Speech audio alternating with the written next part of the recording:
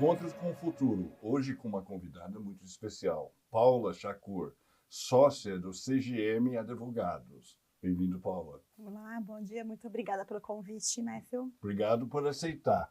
Aqui comigo na bancada está Suelen Pedroso, advogada também e professora da SPM.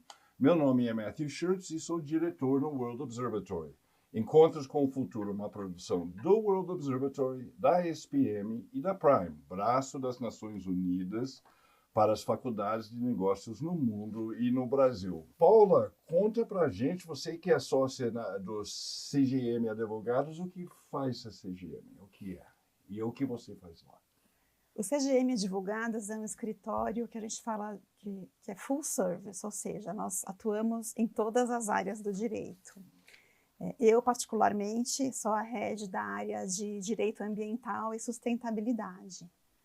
Lá no CGM, os sócios, a maioria dos sócios vieram de grandes bancas de advocacia, aliás, todos, né, mas alguns trabalham juntos já há 20 anos e se uniram para formar o CGM. Uhum. Então, essa experiência que todos nós tivemos em grandes escritórios foi excelente para a gente formatar a nossa própria identidade. Então, sabemos o que não fazer, o que não dá certo, e sabemos o que dá certo. E com isso chegamos ali no nosso modelo de negócio, que tem apresentado um crescimento muito constante e muito orgânico, muito espontâneo, desde a fundação, né? Nós já fazemos parte, desde a fundação, de todos os rankings jurídicos, de publicações jurídicas especializadas em todas as áreas do direito. E o nosso foco ali no CGM é manter as relações de longo prazo com os clientes. É nisso que a gente acredita. Então, nós fazemos desde trabalhos de dia a dia até as operações mais complexas. Quando chegam as operações mais complexas, nós estamos extremamente preparados para atender de uma forma eficiente, porque a gente tem essa empatia, conhecemos bem os clientes e, lógico, isso tudo aliado a uma preocupação quase obsessiva que a gente tem com qualidade e com disponibilidade. A gente quer que os nossos clientes nos encontrem sempre que precisarem, né? E é o caso, né, sempre conseguem. E há um diferencial muito grande é que nós sócios, nos envolvemos diretamente nos casos do começo ao fim. Isso gera uma relação de muita confiança, e isso, nesse mercado super competitivo que está hoje, que é o mercado jurídico, com muitos escritórios, muitos advogados, muito assédio aos clientes e aos bons advogados, a gente acaba se blindando um pouco desse risco por causa desses clientes históricos que a gente constrói ao longo do todo o atendimento. Lógico que chegam clientes novos indicados por esses clientes que já têm uma confiança muito grande em nós. Então, acho que essa é a nossa fórmula de atuação e é o que tem dado certo e o que tem lastreado aí o nosso crescimento constante. E você pode dar um exemplo para a gente de um caso de sucesso que traga essas identidades que você disse que vocês formaram? Nós temos nos envolvido em projetos de carbono bastante relevantes, em diversos setores. Explica para a gente o que é isso, por favor. Tá? O que é um projeto de carbono? Bom, a gente está vivendo uma crise climática, né, que todo mundo é patente, né, todo mundo sabe. E também as empresas estão entendendo que elas têm que passar por processos de descarbonização, né? A gente está presenciando uma economia de baixo carbono nesse momento. No Brasil, o mercado de carbono não é regulado ainda, né? Nós temos já um projeto de lei que já sofreu diversas alterações. Parece que a gente está chegamos no formato final, mas ainda não foi aprovado. Imagino que antes Tem que ser aprovado por quem? Tem que passar por várias esferas do legislativo e finalmente passar pelo Senado e aprovado pelo presidente da República. Nós acreditamos que antes da COP30, que vai ser sediada no Brasil, isso deve andar finalmente. Mas não importa, enquanto não existe o mercado regulado no Brasil, não significa que não haja projetos envolvendo descarbonização ou um mercado de carbono no Brasil dentro do que a gente chama de mercado voluntário. Então, no mercado voluntário, existem uma série de projetos de carbono que são feitos e nós temos assessorado clientes na implantação desses projetos. O que são esses projetos? Existem formas de você reduzir ou evitar emissões ou sequestrar carbono da atmosfera. Então, por exemplo, 2 exemplos de projetos que a gente tem, um que pretende sequestrar, né, voltado a sequestro de carbono, seriam os REDD+, né, que são projetos de desmatamento evitado. Na maioria deles acontece no bioma amazônico, né, onde a gente tem as grandes florestas. Então, quando existe uma área notoriamente ameaçada de desmatamento, um projeto que sem ele não seria possível evitar aquele desmatamento, ou seja, ele é fundamental, né?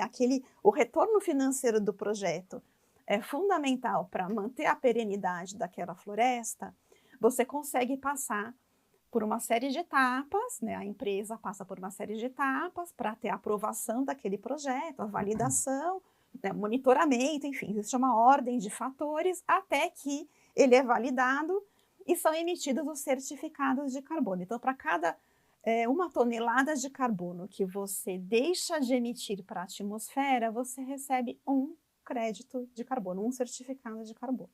Quem regula isso no mercado voluntário? O mercado voluntário, ele na verdade não é regulado, né? Existem certificadoras assim mais... Quem certifica seria a pergunta correta. Obrigado. Existem algumas certificadoras que têm que estão dentro, que podem fazer esse tipo de certificação. A mais conhecida é a Verra, né? Que tem um site onde é possível consultar, inclusive, os projetos no mundo inteiro, mas os do Brasil especificamente é possível consultar através desse site. Você consegue ver os que já estão aprovados, os que estão em andamento. Então é muito interessante para quem gosta dessa matéria e para entender onde está o predomínio dos projetos também, né? Os tipos, as modalidades de projeto. Então tem projetos de absorção, de sequestro de carbono pelo solo, que são ligados à agricultura. Tem esses projetos florestais, que são da floresta em si, desmatamento evitado. Então, esses projetos com soluções baseadas na natureza, né, que é uma categoria, eles são excelentes para serem implementados no Brasil, onde a gente tem um capital natural maravilhoso, né, gigante. Então, são muitas as oportunidades. Essas empresas são brasileiras que investem nisso, são brasileiras ou multinacionais? Tanto faz, tanto brasileiras Você tem as duas. No nosso caso, a gente, assim, são empresas nacionais que estão recebendo investimentos dos nossos clientes, tanto nacionais também, quanto clientes multinacionais que querem investir aqui para atingir as metas delas também de descarbonização, né, a gente conhece a agenda climática e várias empresas assumiram compromissos de descarbonização até 2030, até 2050.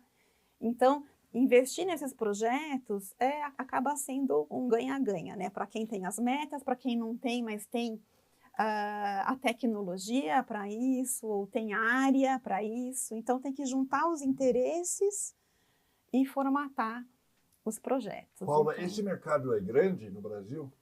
Como é que está? Eu perdi um pouco a noção de que tamanho. Acho que minha pergunta é quanto do seu tempo é gasto com esse assunto de créditos de carbono? Hoje, eu diria que 30% do meu tempo. Sim. Tá?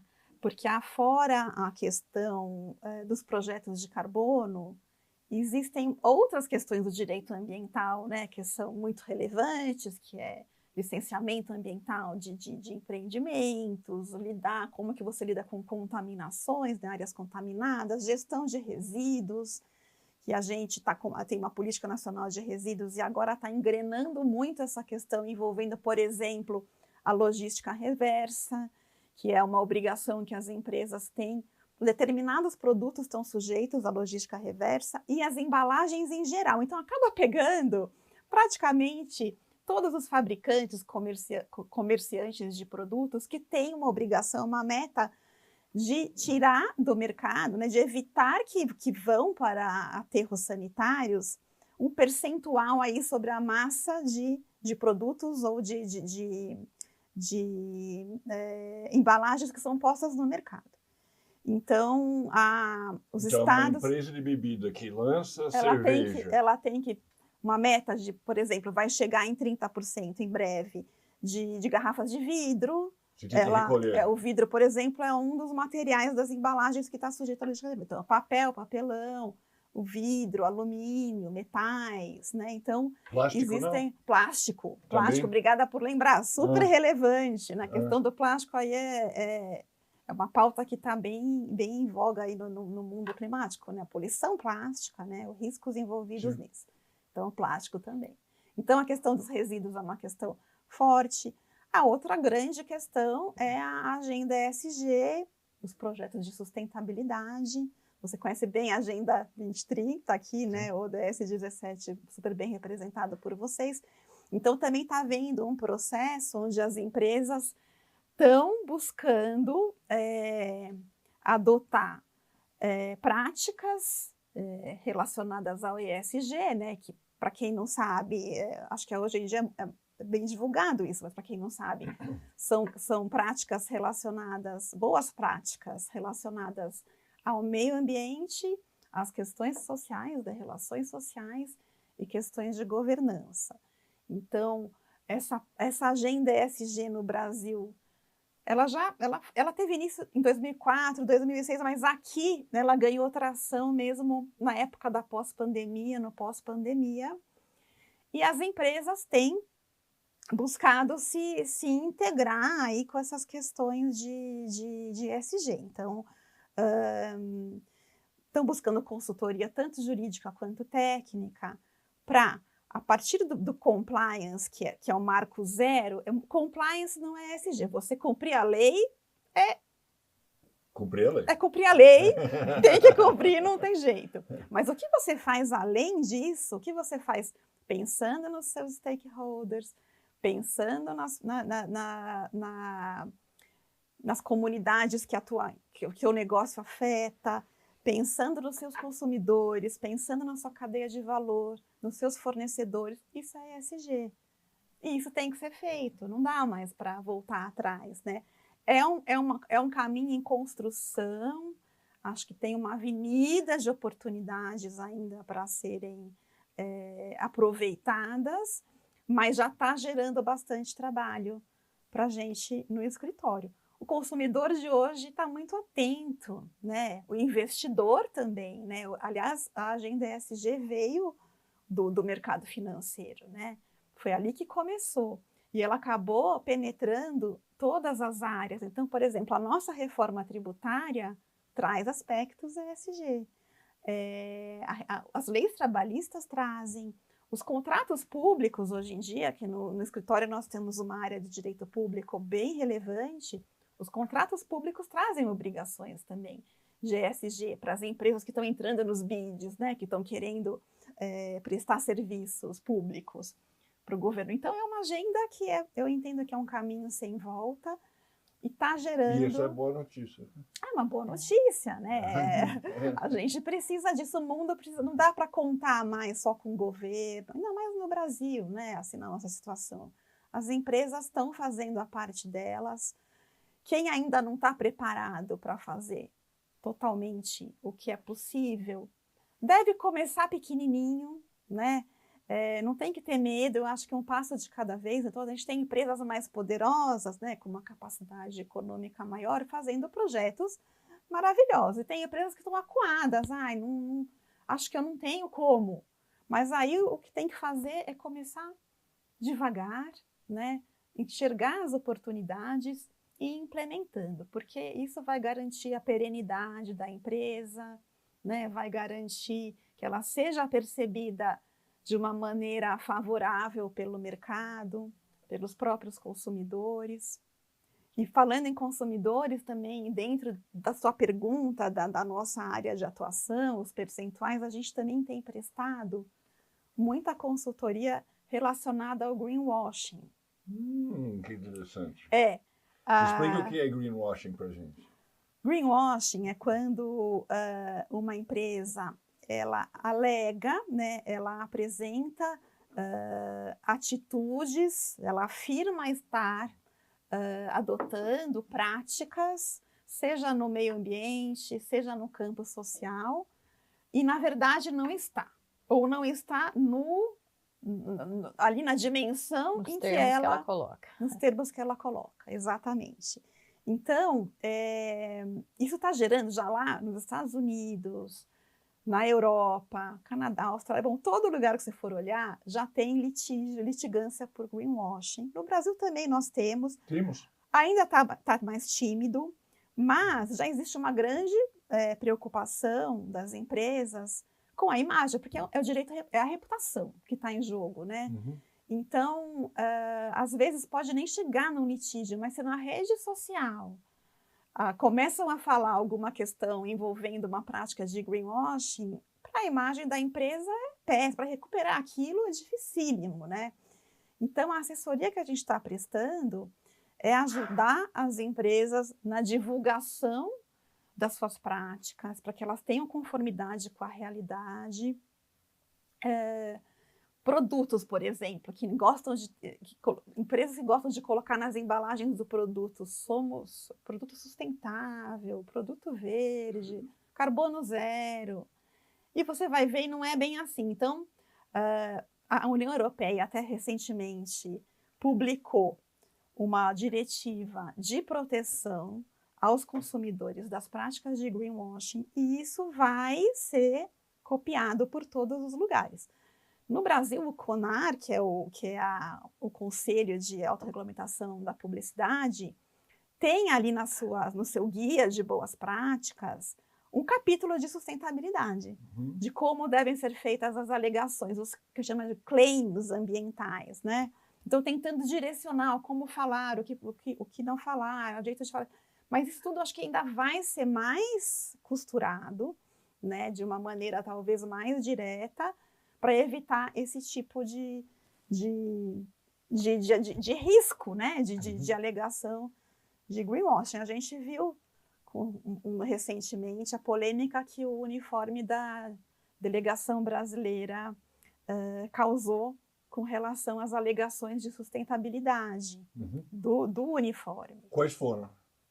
Eles disseram que o material era 100% reciclado, né, das roupas, que foram bordados, assim, envolveram, então, por exemplo, comunidades de bordadeiras e tal, então que todo bordado foi feito pelas comunidades, quando, na verdade, houve sim a contratação de bordadeiras, mas houve emprego também de costuras, máquinas de costura, enfim, assim, e é triste, porque, assim, houve uma preocupação com a sustentabilidade legítima com relação a esses uniformes. Por parte de quem? Por parte da empresa que produziu os uniformes. O descompasso foi entre a realidade, né, o percentual ali do material. A divulgação foi distorcida. A divulgação foi distorcida, ela foi exagerada, eu diria. Talvez faltou um cuidado ali na hora de ser mais criterioso na hora de divulgar. Então, uma coisa que era para ser bacana, positiva, gerou aí uma comoção, muitas críticas.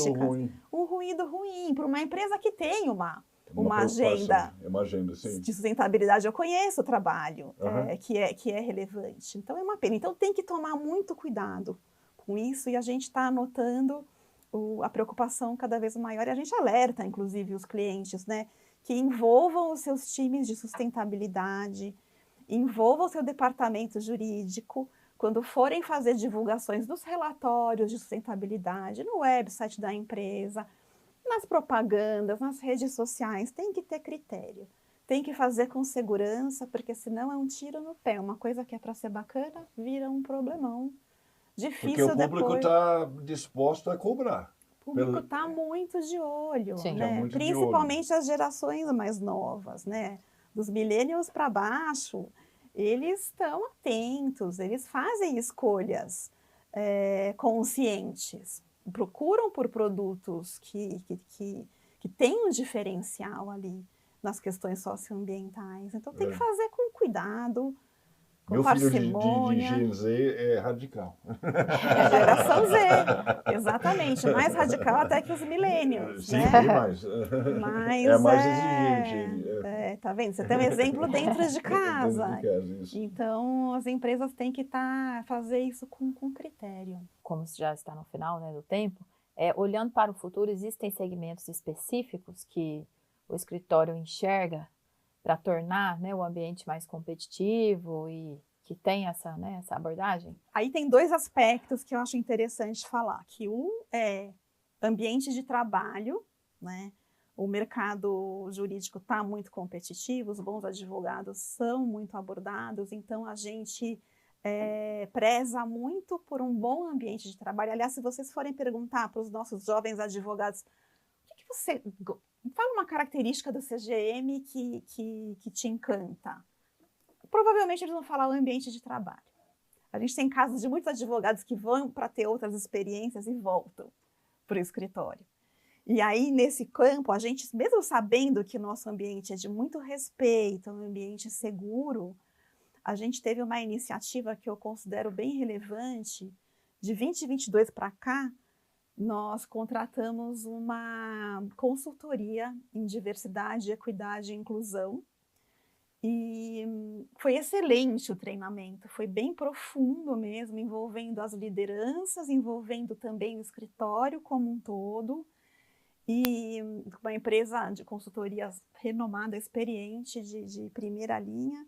E aí, a partir desse treinamento, desse letramento, nós fizemos um diagnóstico nosso de como que estava o escritório com relação aos recortes de gênero, raça, etnia, sexualidade, pessoas com deficiência. E aí, chegamos à conclusão que, com relação a gênero, nós estamos muito bem posicionados. Nós temos nos cargos de liderança do CGM, eles são ocupados em 70% por mulheres, quando a gente envolve o corpo administrativo também. Quando a gente olha para o jurídico, quase 50% das sócias líderes são mulheres. No mercado jurídico, isso é raro. Os escritórios, ainda, no Brasil, ainda são predominantemente dominados por homens nos cargos entre os sócios, né, os sócios líderes. E essa nossa posição foi muito natural, foi espontânea, não é que foi uma meta, queremos mulheres, vamos contratar, vamos tornar advogadas sócias, não.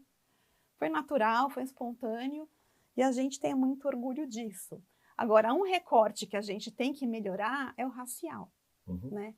Então, nós fomos buscar entender por que existem tão poucos advogados negros nos sócios, nas posições de liderança dos escritórios de advocacia.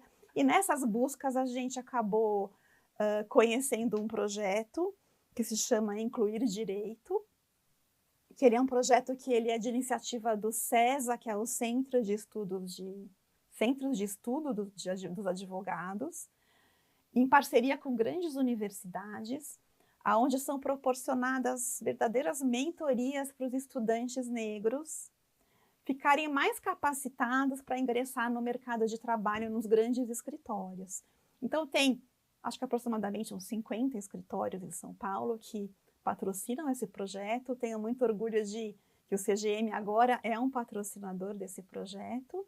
E aí o que a gente pretende, espera disso, é que esses estudantes fiquem em igualdade de condições com outros estudantes e que eles possam chegar a ter acesso às entrevistas nos grandes escritórios e chegarem lá preparados para essas entrevistas, em termos de conteúdo, de comportamento, de idioma, né? O inglês era um dos gargalos, um dos gargalos para entrar nos grandes escritórios como os nossos, que temos clientes multinacionais e tudo mais. Então, esse projeto prepara esses estudantes para isso. E o que a gente espera aqui é que, num médio prazo, pelo menos, a gente tenha mais advogados negros nos cargos de liderança dos escritórios de advocacia. Então, esse é um projeto, assim, a gente já tinha esse ambiente de trabalho visto como um grande asset do nosso escritório, e a hora que a gente trouxe esse projeto de diversidade e inclusão de uma forma organizada e criamos núcleos ali dentro de pessoas que fazem fazem parte desse time que leva essa agenda para frente, que recebe eventuais questões que precisam ser trabalhadas. Isso tudo acho que trouxe gerou, acho que teve um salto ainda nessa questão de ter um ambiente inclusivo e seguro dentro do escritório, que hoje em dia, assim, as empresas estão já pensando nisso, mas os escritórios tinham que ser os primeiros, né, de advocacia. Você é advogada, né, Sônia, você sabe, tinha que ser os primeiros a ter esse tipo de preocupação. Sim. Né? Então, esse é um diferencial importante nosso. Olha, muito bom, muito obrigado, foi um prazer imenso e esperamos, Paula, que você possa voltar no ano que vem, digamos assim, para dizer há quantos anos e dar mais informações para a gente. Tá? Vai ser um prazer, não vai faltar assunto, porque essa temática, principalmente da área que eu atuo, que sim, há 20 anos, quando eu comecei, ninguém nem entendia direito o que um advogado da área ambiental fazia. Hoje em dia, quando eu falo que eu sou advogada na área ambiental, as pessoas, que legal, é uma área tão importante. Você faz tudo sucesso. Mais. Então, finalmente chegou o momento, né? Assim, depois de tanto tempo. Então, não vai faltar assunto. Nota 10.